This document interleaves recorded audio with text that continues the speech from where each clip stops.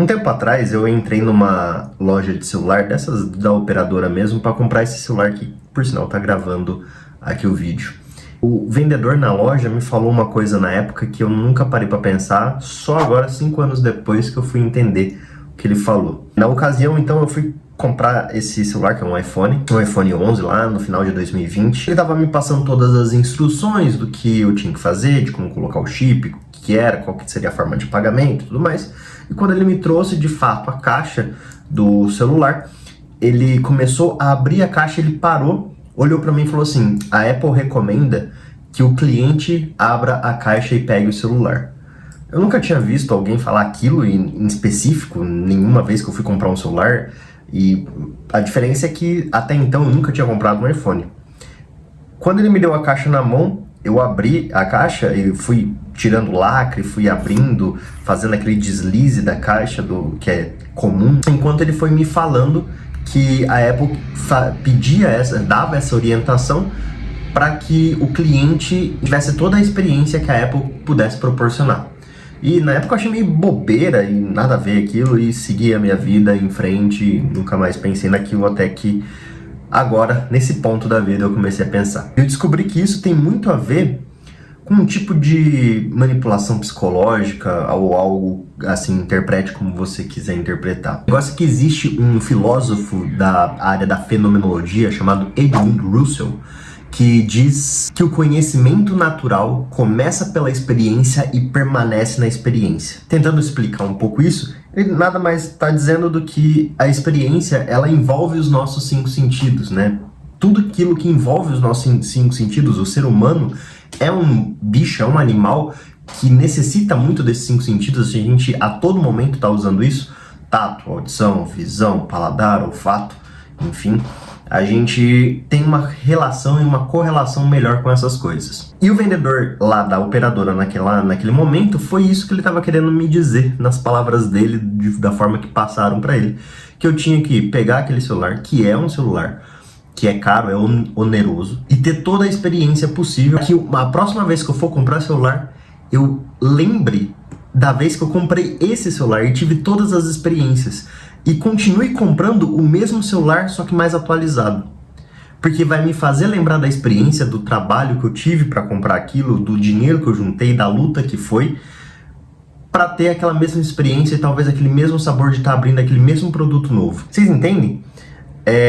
Para quem troca de celular todo ano, essa experiência talvez não seja tão forte como alguém que compra algum bem muito oneroso tem. As marcas, elas sabem disso. Principalmente a Apple, que vende um aparelho comum, um celular, que faz todas as funções que muitos outros aparelhos fazem, alguns um pouco melhores, outros um pouco pior, como é o caso da máquina fotográfica, que é muito boa, e da bateria, que não dura nada, mas que é comum a todos os aparelhos celulares praticamente. Mas ela quer se destacar de algum jeito porque o produto dela é um produto que está acima do valor que as pessoas costumam pagar geralmente por celulares de modo geral. Então ela envolve toda uma experiência sensorial, usando todos os seus sentidos, para que esse apego seja maior, relacionando com o custo que você teve para conseguir comprar esse celular, te fazendo lembrar todo o momento que te levou até aquele ponto.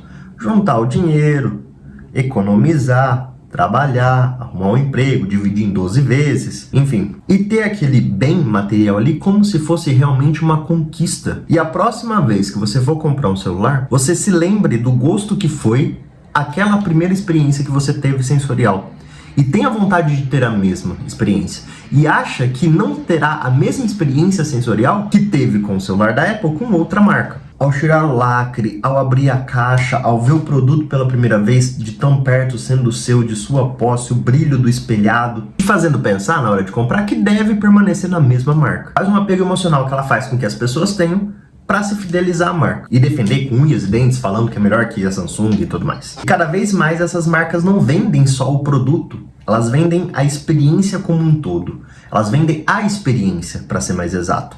É assim que, por exemplo, também marcas como a Disney faz. Ou seja, essa ideia de viver a experiência virou uma lógica de consumo. Todas as marcas tentam fazer, ou pelo menos chegar o mais próximo possível dessa venda da experiência. Eu acho que uma das coisas que mais difundem esse tipo de estilo de vender experiência são os influencers, os blogueiros, os instagramers e tudo mais. Porque eles, quando vão fazer a propaganda de alguma coisa, eles são pessoas tecnicamente comuns, pessoas como eu e você, que você acompanha de perto numa rede social, que estão usando um produto ali com uma estética toda preparada para aquele produto, para impor um estilo de vida daquele produto.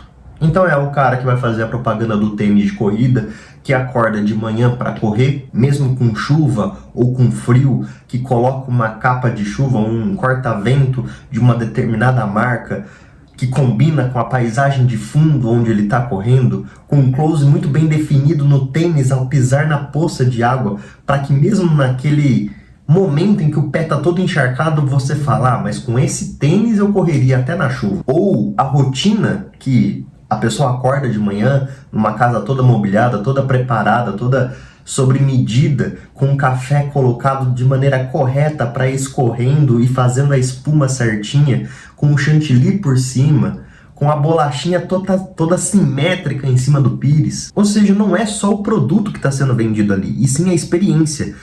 Querendo ou não, muitos consumidores eles vão olhar aquilo e vão falar, nossa, o meu café da manhã seria muito diferente se tivesse aquele café com aquela bolacha.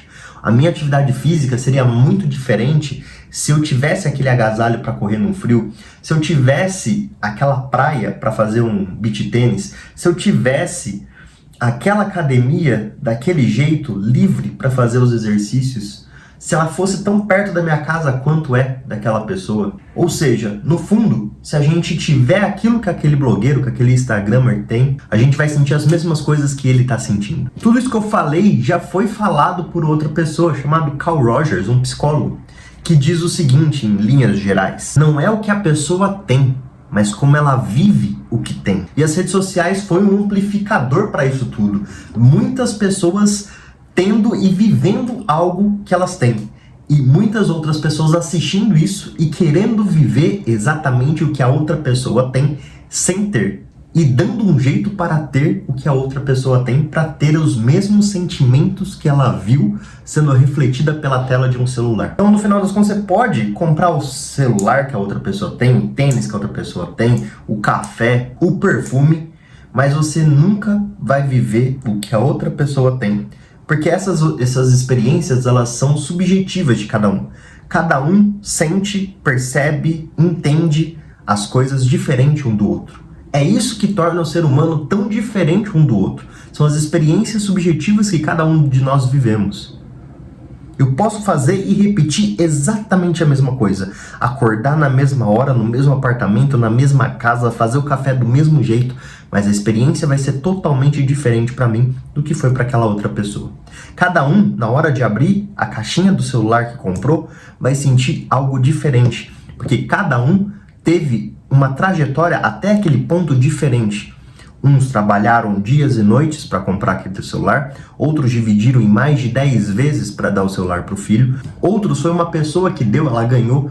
Então cada um tem uma experiência diferente até chegar naquele ponto. E você nunca vai viver a mesma coisa que outra pessoa. No final das contas, talvez a gente esteja procurando nas vitrines, nas telas dos celulares, coisas que só tem dentro da gente. E é a forma autêntica de cada um viver o que tem e o que é. Se essa reflexão te tocou de alguma forma, deixa um like aí pra gente, manda pra alguém. Caso você não se lembre, meu nome é Vitor Cogolo, eu sou estudante de psicologia, tô aqui pra refletir com você, falar um pouco das coisas que me vem na cabeça, sendo abobrinha ou não, coisa de psicologia, filosofia, sociologia e da vida também. E eu te espero em um próximo episódio. Até lá!